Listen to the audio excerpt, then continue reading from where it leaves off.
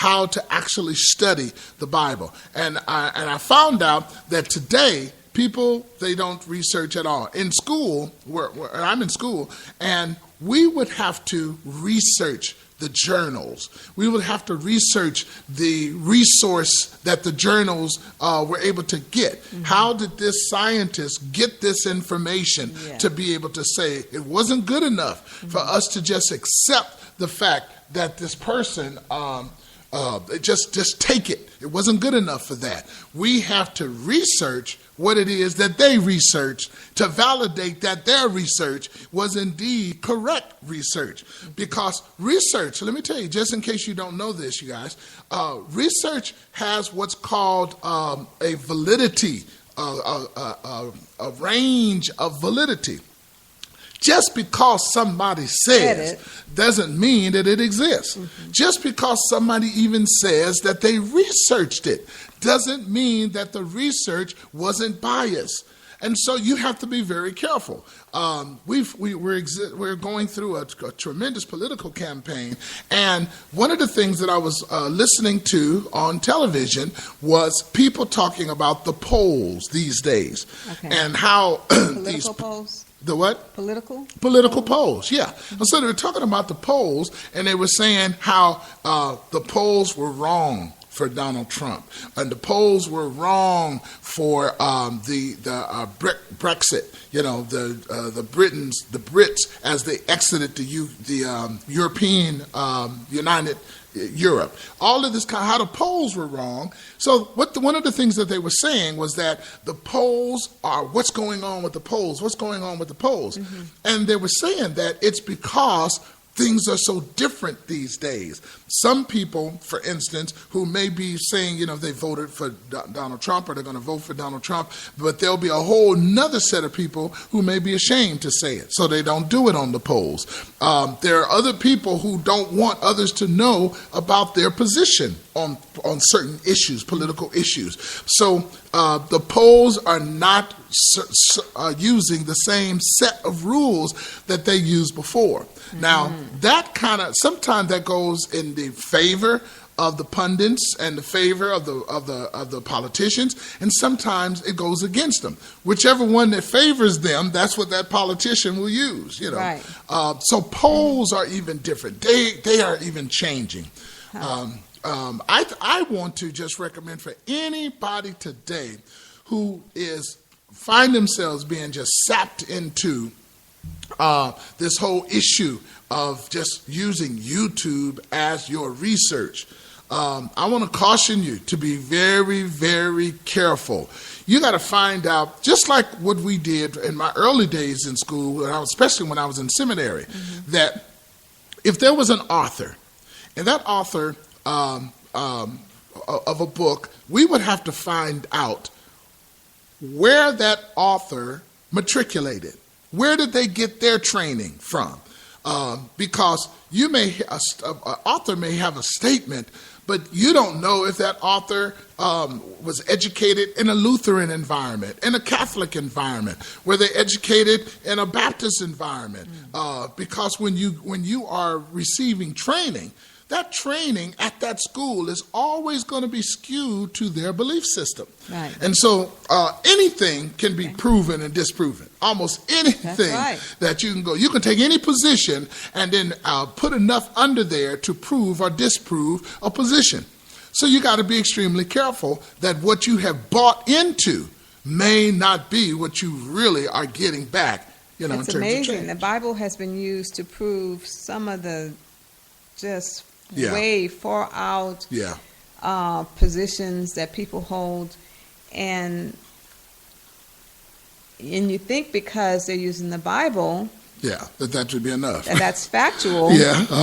But then when you look at all the other stuff that they've put with it and how they have taken it out of context, then you understand that it is so important that you go deeper than just what a person has said.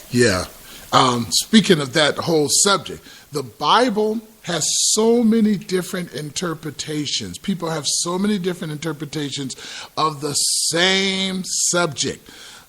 I wrote a book recently called Taming Sacred Cows.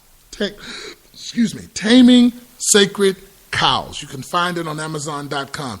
And in that book, one of the things that I deal with is how religion, especially Christian religion, has changed viewpoints over so many things over the years. There was a time, and I know you didn't grow up in the church like I did in the same way, but do you remember the time when people, Christian women, were expected never to wear pants? Yes. You remember that? Definitely. You could not wear pants in church. You couldn't even wear pants if you were a Christian. Right. It went from if you were a Christian you didn't wear pants, then it went to you certainly can't wear pants in church, and it just kind of evolved over the years based on the interpretation of a scripture that says that that a woman should not wear that pertaineth to a man. An interpretation that people took literally. I always said, well, if a woman can't wear pants because it's that pertaineth to a man, women wear pants and men wear dresses, what about panties and briefs? They really look alike. Some do. They really look alike. They basically cover the same pieces of equipment, all right? Okay? And so when these changes take place, folk have to, look at these changes, and they're looking at the Bible, they're reading the Bible, but they don't always take into context the time. Now, I'm not trying to do a theological lesson right now, but they don't always take into context what was being written about and the time that it was being written about. And so people 30 years ago, 40 years ago, maybe 50 years ago, or even longer, you had to wear a dolly or something over your head for women. Mm-hmm. Women had to wear something over their head, and that's how some churches interpret another scripture. If you came into the church and you didn't have a head covering, they would actually come and bring a handkerchief. Mm-hmm. They had lace handkerchiefs, and they would come and bring those handkerchiefs for any woman that came into the church who didn't have a covering, and then they would put it over that woman's head, so that the way that they interpreted the Bible, that's what they had to do. All of these different interpretations, many of them have come to a place of great change. They're just not the same, okay? Yeah. Just not the same. What else do you remember that maybe changes in church that maybe you may be aware of? Mostly external in terms of makeup, jewelry. Jewelry was a big one. Jewelry was a big one. Yeah, and they use, again, that scripture that talks about that a woman's adorning should not be in the braiding of hair. And so a lot of women didn't braid their hair. It talked about no jewelry and all of that kind of stuff. And so people interpreted that as being that, the less jewelry you wear, like the more holy you would be. The holier you are. Yeah, and so folk didn't, there are some religions or some denominations today that still have controversy. I know for many years, I used to live out in Loma Linda, California. I went to a Seventh-day Adventist school and worked with some Adventist people out there. And one of the greatest controversies at that time was the wearing of a wedding ring. Some people said you couldn't wear a wedding ring. Some people said it was okay to wear a wedding ring.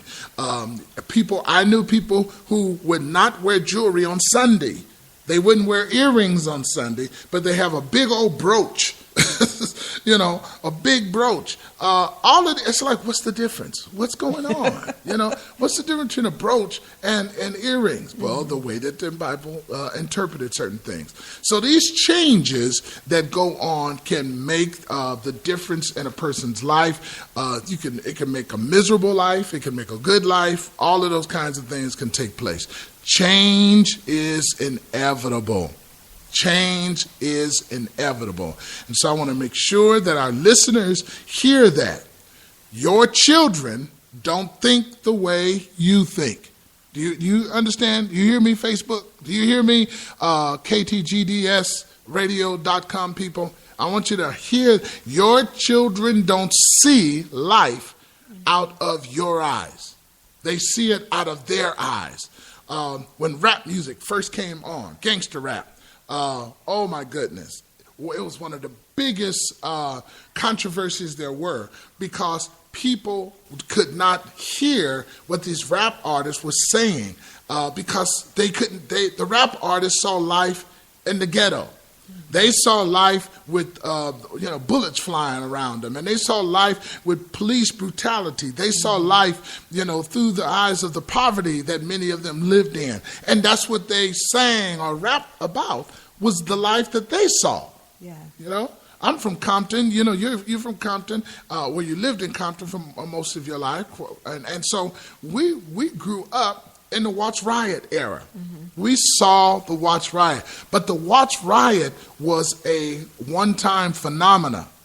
Some of these kids who grew up singing about rap, gangster rap, it was every day for them. Yes. Every day, yes. What we saw in the Watts Riot for that week, it was every day. I can remember the flames, looking at the glow of flames out of my window, because I lived in Compton, which is right next door to Watts in California. Mm-hmm. And I can remember at night, there was a window that we had that was kind of like one of those pebble where you can't really see straight through. And we slept in our family room. And you could see the glow from the city that was burning. You could see that at night. Okay? Well, that's imagery that I remember. But these kids these days, they're hearing gunshots. They're hearing AK-47s that are and 15s that are going out in the middle of the night. That's their life. Sirens and helicopters and all of that kind of stuff. That's a major change from the life that I lived. Yes, it is. And you grew up, well, what about the difference between Louisiana and Los Angeles? I know you were there just for a little while when you were a child. Right. What are some of the differences that you saw? Well, in Louisiana, I didn't live in the big city. Right. Good. So in Los Angeles, when we moved there, we were right in the city. And so I wasn't used to all the people, all the cars, the buses, everything was so different. Yeah. City life, yeah. It was just different. I grew up in the city. When I went to your hometown, I was like, I'm at Mayberry, USA. Yes. I went to your hometown, Vacherie, Louisiana. I'm thinking I was going to see New Orleans and all of that kind of stuff. I'm looking at plantations. Mm-hmm. I mean, real plantations. Looking at these old homes and right away I get the imagery that I'm in Roots somewhere. I'm walking in this movie of Roots, because it was so different. And some of those things, like you said, down that, what's that road that's down the street from your house? River Road. The River Road. River Road. And the levee. Right. And my wife is telling me, wow, nothing's changed. And I'm like, oh my gosh, nothing has changed. I can't believe it. In my city where I grew up, in Compton, everything changes. Everything changes all the time. Mm-hmm. Nothing is the same. When we go by something, we only can say, this is where so-and-so used to be.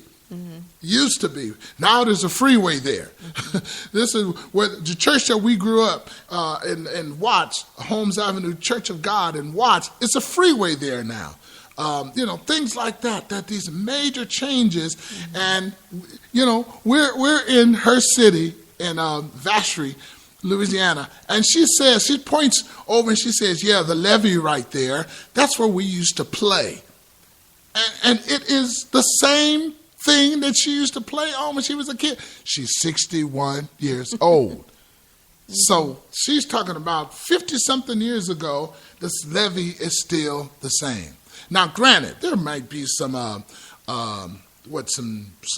new roads, might be a couple of new houses. The houses are the houses that have been built in the last 40 years, maybe 30 years, are brick houses. Yeah, okay.